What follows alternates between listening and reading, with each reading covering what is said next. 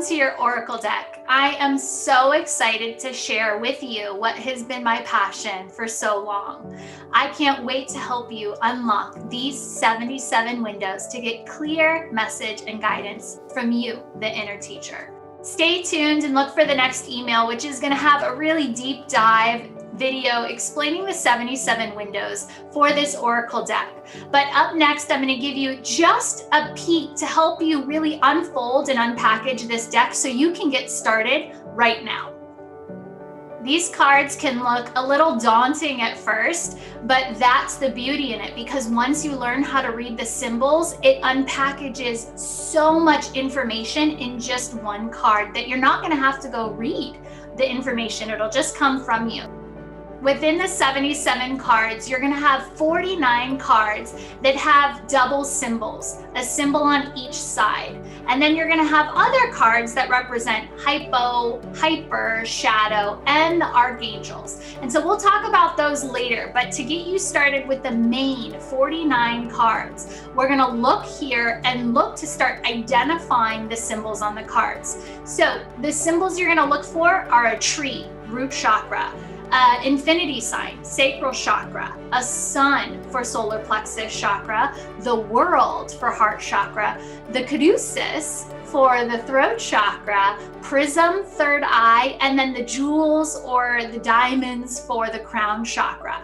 So now I'm going to tell you what each of those mean on either side of the card. So when you pull a card and you see the tree on the right side of the card, that represents the physical aspect of root chakra, which is family or foundation.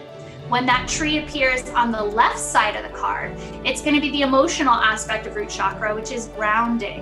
And when you see just one tree going from left side all the way to right side, that is the main root chakra card. It means it's the family and foundation plus grounding equals the master root chakra entry point. Then when you go to sacral chakra, it's the infinity sign. So infinity sign on the right side of the card is going to be relationships. And then on the left side of the card, it's going to be about passion and creativity. When that infinity sign touches both the left and the right side of the card, that means you're looking at relationships and your passion, your creativity. It is the master sacral chakra energy. Now moving up to solar plexus chakra, when the sun is on the right side of the card, it's the physical embodiment of our solar plexus chakra, which is you. It is the self. It is the low self or the human identity. And when it comes up on the opposite side of the card on the left side, it's the emotional aspect of the solar plexus chakra, which is all about willpower, motivation. Now up to heart chakra, the world. When you see the world on the right side of the card, it's going to be all about your community. It's going to be about larger groups that you could be connected to, even the world it could be talking about when this card comes up. And then on the opposite side of the card, when the world comes up, it's going to be the emotional expression. The emotional expression of the heart chakra is compassion. So then we're going to move up to the caduicus. And when the caduicus comes, it's all about the throat chakra. So when this happens and the caduicus sign is on the right side of the card or coming from the right side of the card, then you know we're talking about the voice, the physical aspect of the throat chakra. When it's found on the opposite side of the card, then it's going to be all about self-expression. Moving on to the third eye chakra, it's the prism. And so the prism on the right side of the card is your mind. When the prism is on the left side of the card, it's going to be the emotional expression of the third eye chakra, which is your intuition. So this is left brain and right brain. And then lastly, as we get up to the crown chakra, the gems or the crystals, the diamonds here, when you see this on the right side of the card, it's talking about your high self. So at solar plexus chakra, it's the low self, it's the human journey. When we get up to crown chakra, this is the divine self, the high self, or the spiritual journey that the human is embodying. And then when that energy shows up on the left side of the card, the crystals there, it's representing more of your purpose. pointing you towards what the purpose of any given situation could be.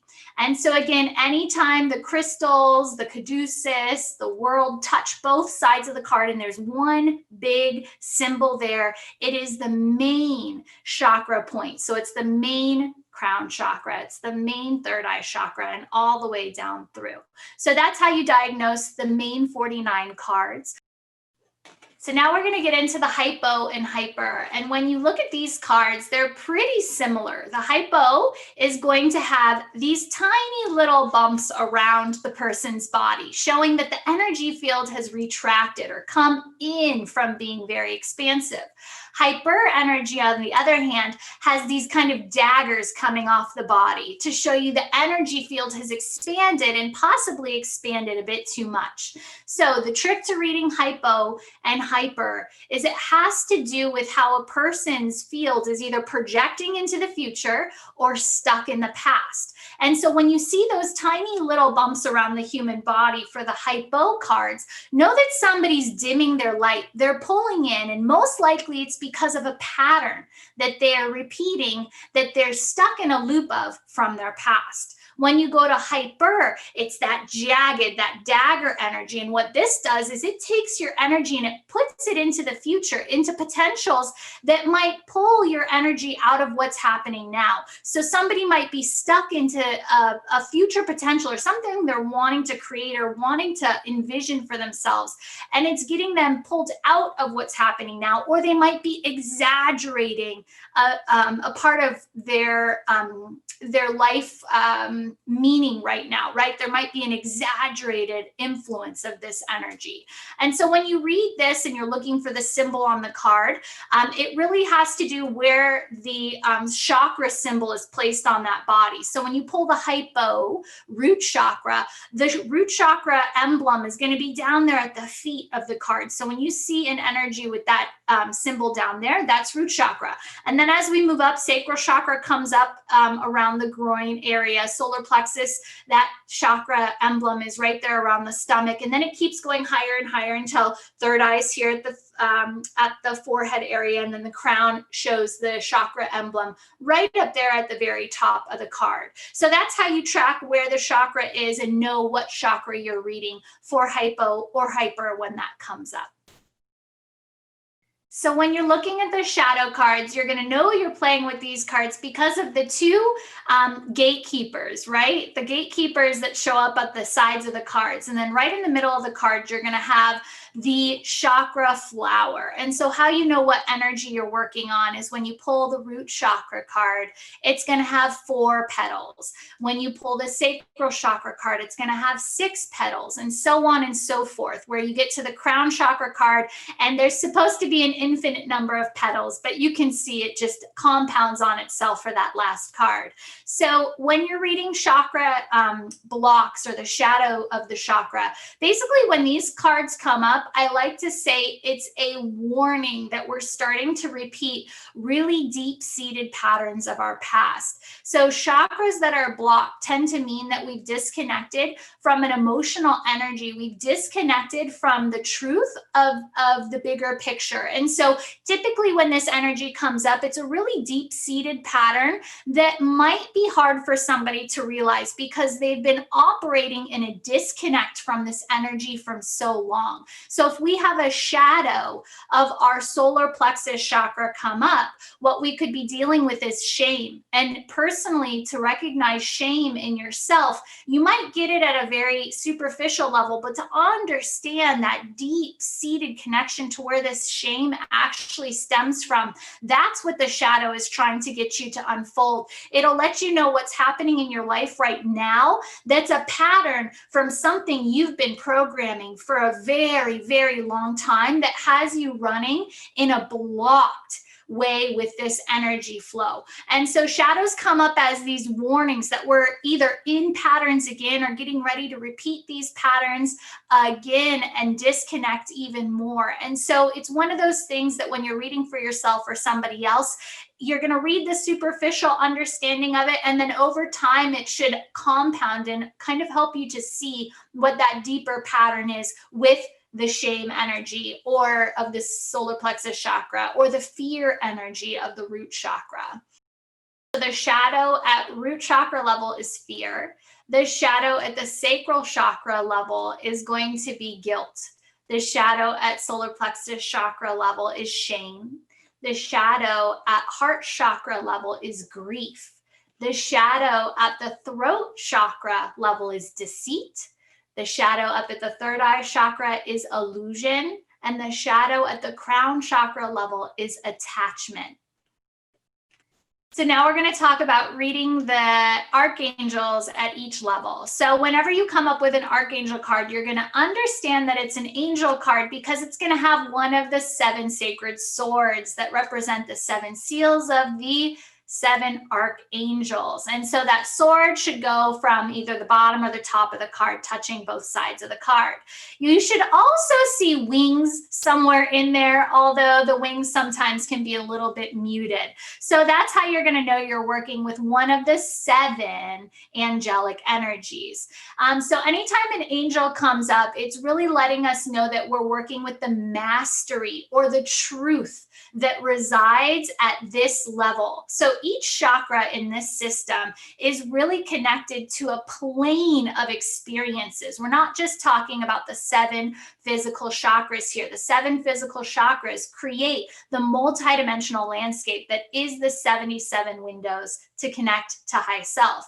And so when the archangels come in, they basically are the ones that are residing over the whole plane of experience that happens at that root chakra level, or the whole plane of experience at the throat chakra level. And so they come in with these messages of truth, of what it takes to be and in that full, complete embodiment of the truth at that level, to really blow open all blocks, all potential hypo or hyper situations, so that you can be almost reset to the divinity that's coming in at this level. So it sometimes signals somebody has done a lot of clearing work. Sometimes it signals that there's just an extra boost of energy coming in. And of course, each archangel card is coming in with very specific messaging, depending on where it's falling in the layout or how you're pulling it to read for yourself that day.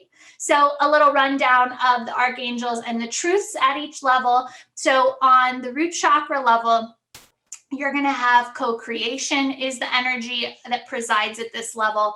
At the sacral chakra level, it's all about acceptance. Solar plexus chakra level, it's about release. The heart chakra level is the teaching of vulnerability. The throat chakra level is about togetherness. The third eye chakra level is about clear intention.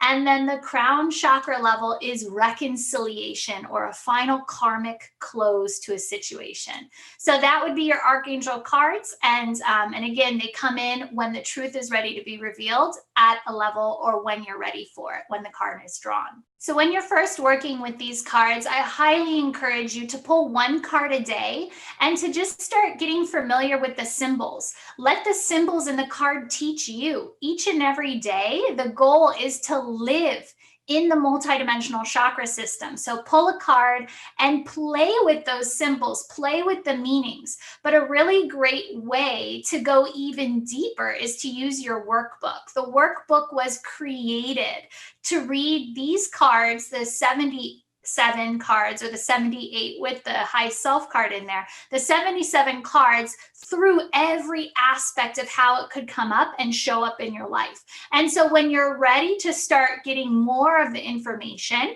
because you're familiar with the card and its energy, then go into the workbook and find what aspects you might be entertaining that day. You know, whether something's blocking you and you want to know how that card could show up to explain what the block is. Maybe you want to know what the goal for today is when you pick a card. You can go into the workbook and specifically look at what the goal surrounding that card and its energy is for you when it shows up on your path. So I encourage you, play with the cards, live with them, work with them symbolically first, get a good feeling of how these symbols can work with you each day, and then start to take it deeper and start to get that mind involved, and then learn how the different aspects of each card can start to interpret meaning in your life even more profoundly than what you were witnessing and playing with it before.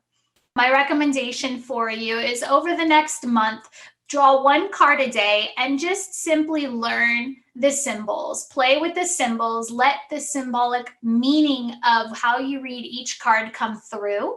And then once you feel comfortable with reading the symbols on the card, then you can start to play with this in layouts. And that's where some of the real fun begins. And you can see how these 77 cards really truly could create and connect to a multidimensional landscape.